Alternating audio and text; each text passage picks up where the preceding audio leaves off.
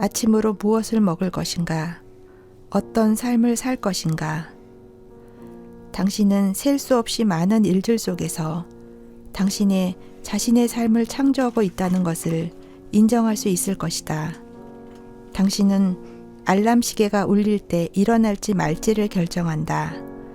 당신은 무엇을 입을지, 아침으로 무엇을 먹을지, 아니면 아침을 건너뛸지를 결정한다. 그리고 사람들과의 삶 속으로 들어가 일을 하면서 혹은 고속도로 위에서 만나는 사람들을 어떻게 대할 것인지를 결정하는 것도 바로 당신이다. 하루의 계획을 세우거나 혹은 아무런 계획을 세우지 않고 상황에 맡기기로 결정한 것 역시 당신의 행동과 경험에 영향을 미친다. 좀 더 큰 관점에서 보면 당신 삶의 전체 경로는 당신의 선택들로 만들어진다. 결혼을 하고 싶은가? 자녀를 갖고 싶은가? 대학에 가는 것은 무엇을 배울 것인가? 어떤 경력을 원하는가? 원하는 직업은 무엇인가?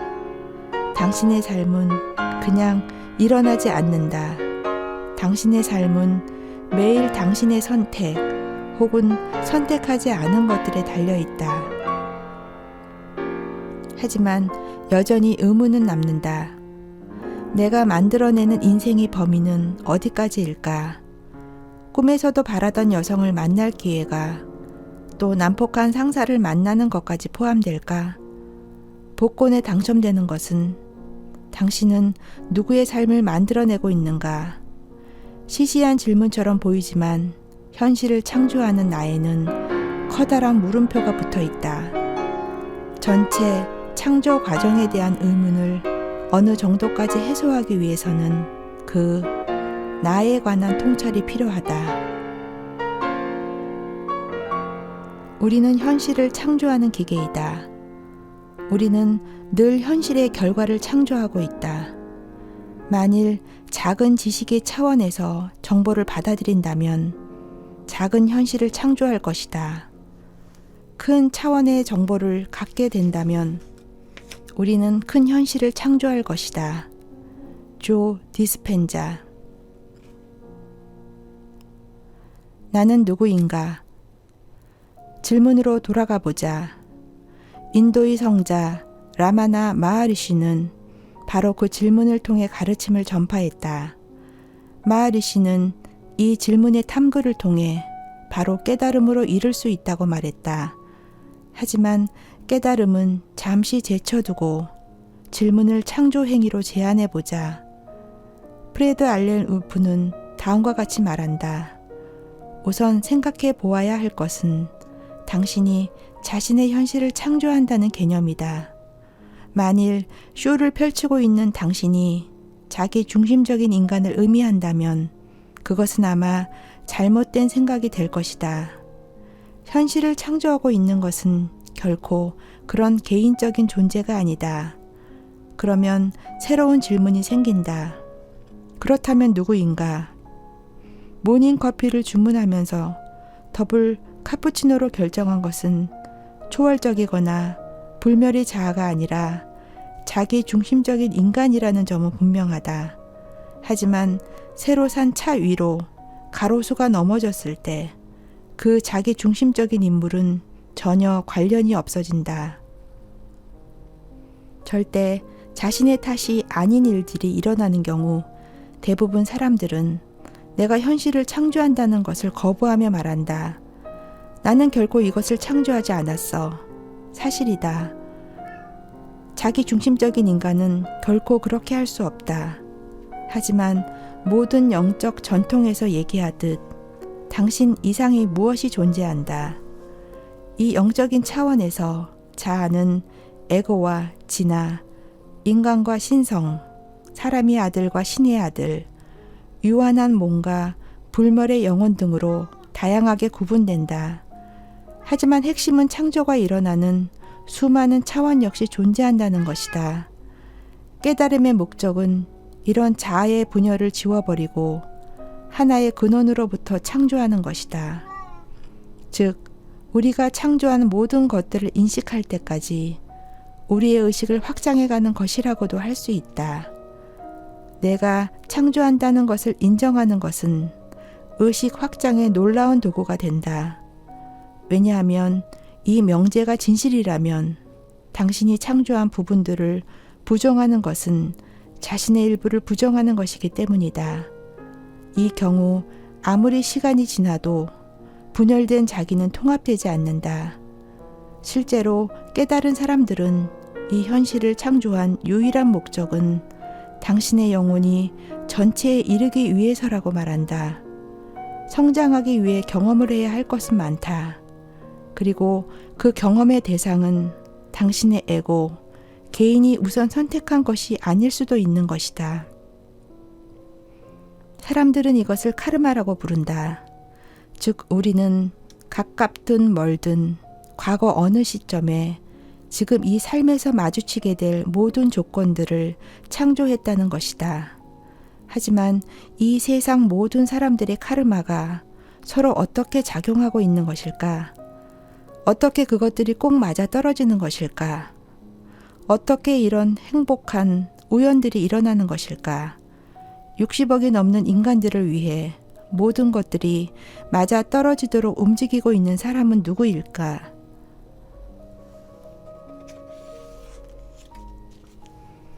우주와의 연결. 우주는 컴퓨터이다. 우주에는 이원성은 존재하지 않는다. 또 억지로 작동시킬 필요도 없다. 우주는 연결되어 있고 서로 얽혀 있다.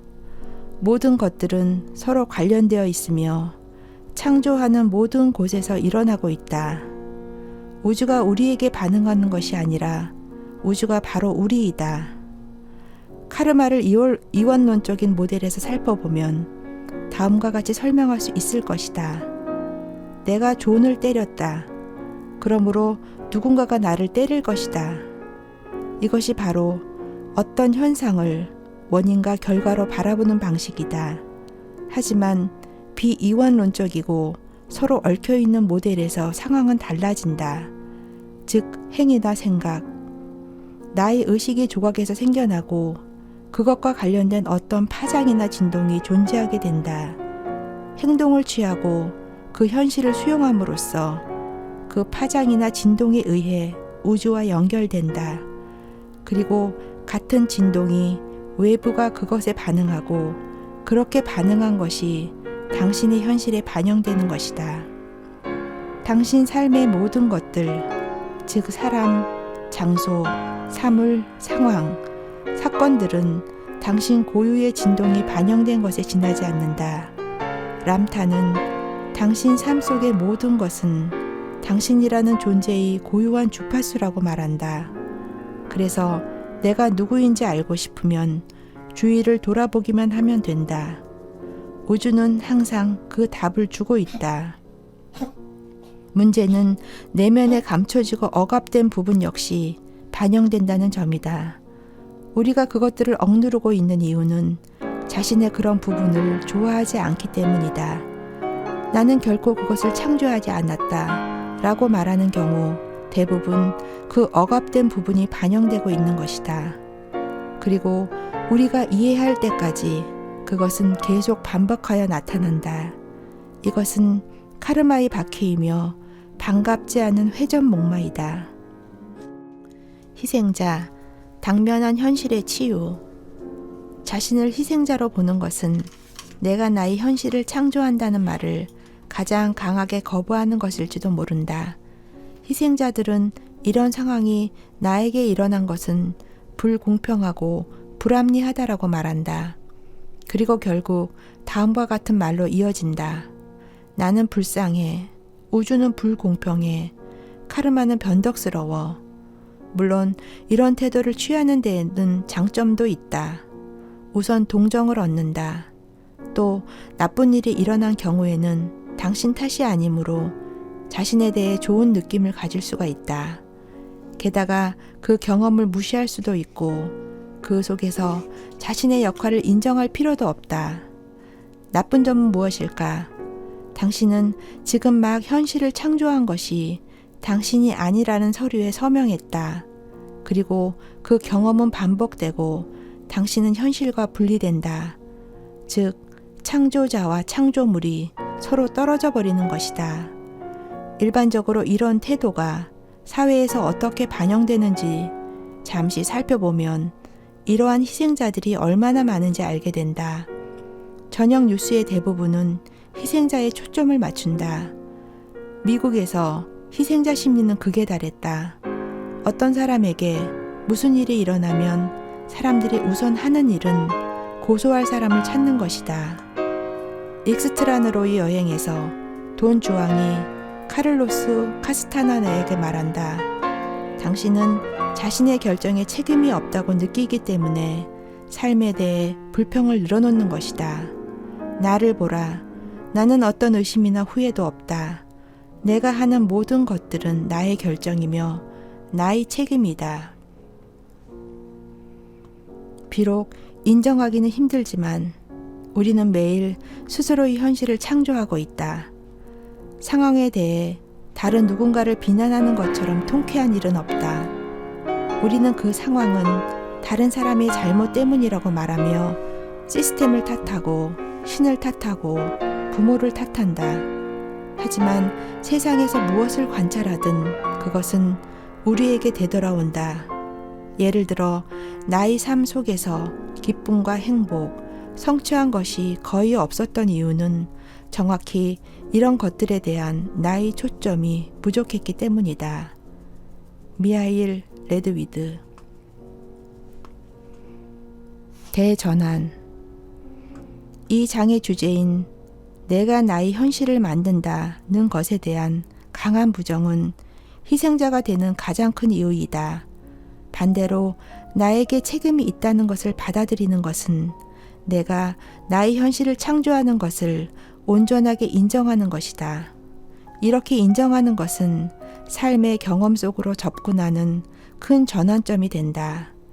희생자라는 느낌이나 무력감은 삶 속에서 사라지고 모든 상황에서 다음과 같이 질문하게 된다. 내가 지금 서 있는 곳은 어디인가? 나는 이 상황은 나의 어떤 부분이 반영되어 있는가? 어느 차원에 나가 이 상황을 불러왔는가? 실로 이것은 인생의 대전환이라고 할 수 있다. 우주에게 내가 현실을 창조했다는 증거를 요구하며 울타리 위에 앉아 어떤 일은 인정하고 어떤 일은 부정하는 것이 아니다.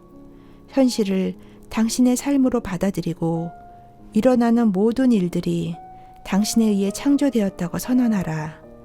그러면 당신은 그 상황 속의 의미를 살펴볼 수 있게 된다. 그 의미가 꼭 철학적이거나 거창할 것일 필요는 없다. 오히려 중요한 의미를 갖는 것은 당신이 누구이고 당신이 창조한 것이 무엇인지 혹은 당신의 삶 속에서 부정하고 있는 것이 무엇인지에 관한 것이다. 이 스위치를 켜고 당신의 수많은 나 앞에서 그것이 어떻게 변화하는지 지켜보라. 사람들은 항상 자신이 이렇게 된 것은 상황 때문이라고 탓한다. 나는 상황을 믿지 않는다. 세상에서 성공하는 사람들은 자신이 원하는 상황을 찾는 사람이며 그런 상황을 찾을 수 없는 경우 그 상황을 만들어가는 사람이다. 영국의 위대한 극작가 조지 버나드 쇼의 말이다. 당신은 어떻게 상황을 창조하는가? 우리는 삶의 방향에 큰 영향을 주는 우연들을 어떻게 창조하고 있는 것일까? 다음과 같은 우연은 조금 황당해 보인다. 아침에 서류를 놓고 와서 집으로 다시 운전해 가는 길이었다. 하지만 도중에 타이어가 펑크가 났다. 그래서 차를 세우고 타이어를 갈기 위해 몸을 구부리다가 그만 바지가 찢어져 버렸다. 할 수 없이 몸에 담요를 두르고 타이어를 갈고 있는데 지나가는 사람이 멈춰섰다. 내가 두르고 있던 담요는 그녀가 디자인한 것이었다. 결국 그녀와 나는 결혼을 하게 되었다. 이것을 단지 우연이라고 할 수도 있다. 하지만 우연의 진정한 의미는 함께 일어난 사건이다. 함께라는 접두어는 상호 관계 같은 것을 의미한다. 협동하다는 함께 작용한다는 뜻이다. 그래서 우연은 사건의 요소들이 서로 관련되었다는 의미가 된다. 이렇게 단어의 의미를 정반대로 볼 수 있는 것이 신기하다. 이 행복한 남자는 타이어 펑크라는 사건을 창조한 것일까? 아니면 결혼이라는 것을 창조했는데 우주가 그 세부적인 일을 이루어낸 것일까? 앞서 살펴본 명상가들이 물의 수소 이온 농도를 변화시키는 실험에서 윌리엄 틸러는 다음과 같이 말한다.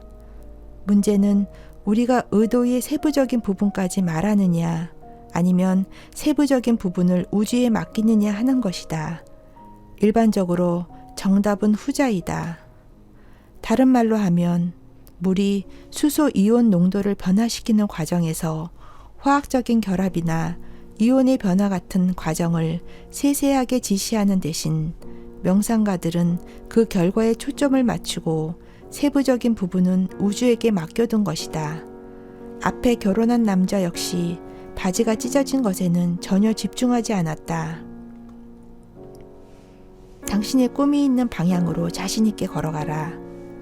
당신이 상상해왔던 삶을 살아라. 헨리 데이비드 소로우. 가능성과 시간. 여전히 의문은 남는다. 이 모든 일들은 어떻게 일어나는 것일까? 어떻게 그러한 가능성을 더 의식하고 그 자체로 더 의식적인 창조를 이루어낼 수 있을까?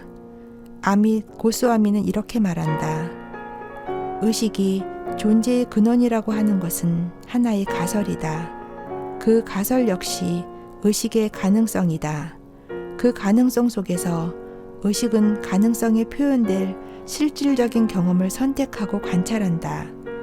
양자 물리학은 가능성에 관한 이야기이다. 하지만 자신을 바라보면서 어떤 가능성에 대해 생각해 본 적이 얼마나 되는가? 가능성에 대해 당신이 생각하는 것은 바닐라 아이스크림과 초코 아이스크림 사이의 선택처럼 사소한 일에 제한되어 있을지 모른다.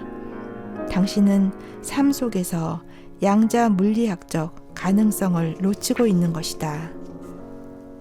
고스와미 박사는 사람들이 삶 속에서 가능성이 전자의 가능성처럼 파동으로 펼쳐져 있다고 본다.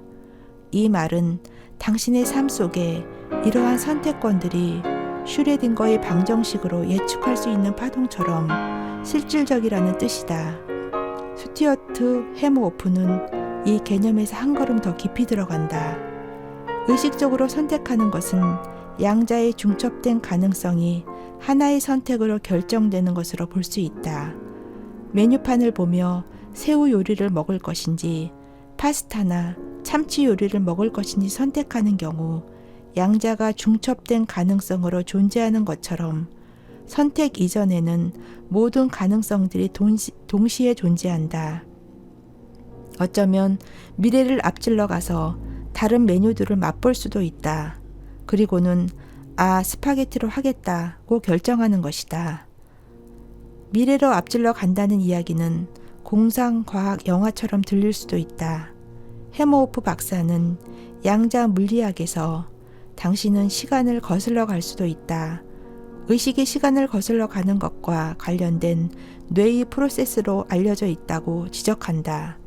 만일 이 이론들이 사실로 증명된다면 개인의 의식이 모든 미래의 가능성들을 간파하고 있으며 심지어 미래로 가서 어떤 사람과 결혼했을 경우와 결혼하지 않았을 경우를 모두 맛볼 수 있다는 것을 의미한다. 그리고 선택한 가능성의 의식에 집중을 통해 현실화하는 일도 가능하다. 세세한 방법은 고도의 지성을 갖추고 상호작용하고 있는 그리고 의식에 자동적으로 반응하고 있는 우주에 맡겨진다. 우주는 정해지는 정보를 모두 파악하고 있는 컴퓨터이다. 만일 우주가 스스로 자기를 복제하고 의식할 수 있는 생명체를 창조할 수 있다면 펑크난 타이어를 고치는 것도 가능하게 될 것이다. 그렇다면 더 의식적으로 창조할 수 있는 방법은 무엇일까? 아마도 대부분의 사람들에게 미래는 거대한 벽 저편에 존재하고 있으며 과거는 돌아갈 수 없는 곳에 놓여 있을 것이다. 그래서 숨어있는 이런 가능성은 보이지 않고 그런 가능성이 나타나는 경우 사람들은 놀라거나 충격을 받는다. 하지만 이러한 잠재력이 실제하는 것이며 개발하고 조종하고 선택할 수 있는 것이라는 것을 깨닫게 되면 사람들은 벽을 넘어 새로운 것들이 기다리고 있는 미래로 들어갈 수 있을 것이다. 당신의 하루를 창조하기. 창조된 현실은 바로 당신 앞에 놓여 있다. 가능성들은 시간이란 풍경으로 채색된 채 실제 사건을 경험으로 나타나게 해줄 의식의 움직임을 기다리고 있다. 하지만 당신이 조금 앞서 행동한다면 조용히 앉아 우주의 잡초들이 자라도록 놓아두는 대신 당신의 의식적인 창조물로 가능성이 펼쳐진 풍경을 있게 할 씨앗을 뿌릴 수 있을 것이다. 분립에서 가장 인기 있고 매력적인 정보는 자신의 하루를 창조하는 것이다. 이 기법은 1992년 람타가 그의 학생들에게 가르친 것으로 워싱턴 옐름의 람타 학교의 기초과정 중 하나이다. 위대한 스승들은 하루가 그냥 일어나도록 내버려 두지 않는다. 그들은 그들의 하루를 창조한다. 큰 변화를 가져오는 작은 가르침. 아래의 내용은 람타의 가르침, 당신의 하루를 창조하기, 열린 마음으로의 초대에 나오는 내용이다. 아침에 자신이 누구인지를 모른 채 깨어난 것을 알아챈 적이 있는가? 당신은 깨어나서도 자신이 누구인지를 알지 못한다. 방 주변을 둘러보고 나서야 자신을 규정한다는 것을 눈치챈 적이 있는가? 당신 옆에 자고 있는 사람이 누구인지를 보기 전까지는 당신이 누구인지를 모른다는 놀라운 사실을 알고 있는가? 우리는 이 점에 대해 깊이 생각해 보아야 한다. 침대에서 일어나기 전 몇 초 동안 우리는 어떤 정체성도 가지고 있지 않다. 우리는 옆에서 자고 있는 사람을 보고 나서야 자신의 모습을 재결합하기 시작한다. 그리고 몸을 긁으며 일어나 화장실로 간다. 그곳에서 당신은 거울에 비친 자신의 모습을 바라본다. 왜 이런 행동을 하는 것일까? 왜 자신을 응시하는 것일까? 왜냐하면 당신은 자신이 누구인지를 기억해내려 하고 있기 때문이다. 자신이 누구인지는 여전히 신비로 남아있다. 자신의 모습을 기억하고 당신이 받아들이는 것과 의심하는 것들을 기억해낸다면, 그리고 매일 당신이 누구인지를 기억하는 의식을 치른다면 당신의 하루는 지금까지의 날들과 다르게 바뀌어갈 가능성이 있다. 하지만 그 가능성은 꽤 낮다고 할 수 있다. 하지만 자신의 모습을 기억하기 전에 당신이 원하는 것들을 기억해낸다면 어떤 일이 일어나겠는가? 배우자를 바라보기 전에, 당신 몸을 긁기 전에, 혹은 침대에서 비틀거리며 빠져나오기 전이나 거울 속에 자신을 보기 전에 당신이 되고 싶은 모습을 기억해낸다면 무슨 일이 일어날까? 기억 속에 있는 행동을 취하기 전에, 즉 나의 신경망에 접속하기 전에 하루를 창조하는 것은 놀라운 일이 될 것이다.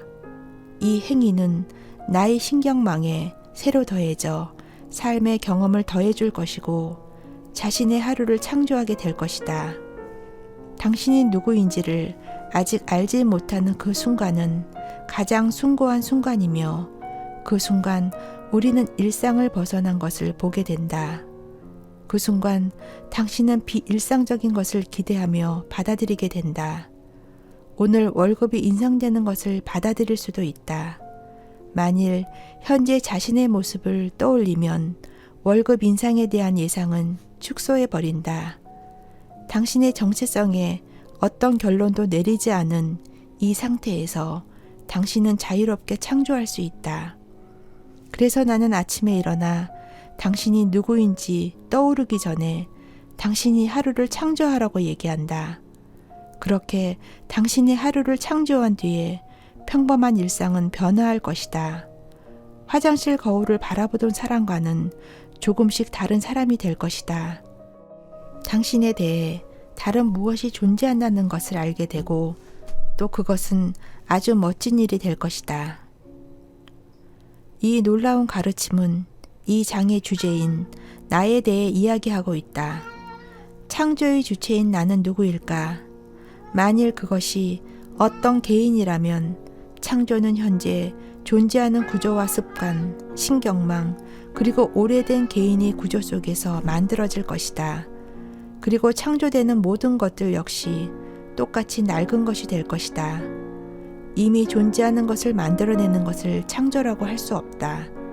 혹은 창조가 상위 자아나 신의 본성을 지닌 자아에서 온다면 그것들은 대부분 무의식적인 것이거나 깊이 숨겨진 카르마의 결과가 될 것이다. 이 경우 영혼에게 창조는 멋진 것이 될 수도 있지만 상위 자아와 떨어진 개인에게는 보통 변덕스럽고 편파적으로 보이며 무기력감과 희생의 감정을 불러일으킨다. 자아가 존재하지 않는 순간이나 새로운 자아의 순간을 이용하는 것이 이 기법의 핵심이다. 이렇게 새로운 나로부터 새로운 것들이 나타나고 당신은 의식적으로 창조하게 된다. 그리고 이 창조의 과정을 통해 희생자와 무기력이라는 덫에서 풀려나게 된다. 이 방법을 이용하면 매일 실질적인 방식으로 당신의 현실을 창조한다는 것을 확신할 수 있을 것이다. 그리고 내가 나의 현실을 창조하는 것이 진실이라면 그러한 확신은 더욱 강해질 것이다. 삶은 자신을 찾는 것이 아니라 삶은 자신을 창조하는 것이다. 조지 버나드 쇼. 잠시 생각해보자. 만일 당신의 창조력이나 능력에 한계가 있다면 그것은 무엇인가? 우리는 물리학의 법칙을 변화시킬 수 있을까? 만일 가능하다면 그것들이 법칙일까? 법칙은 무엇일까? 더 효과적으로 창조하는 법을 배울 때 우리에게 필요한 체금에는 어떤 것들이 있을까? 우리의 창조성을 가장 건설적으로 이용하는 방법은 무엇일까? 개인적인 목표들이 우주의 목표와 일치한다는 것을 어떻게 알 수 있을까?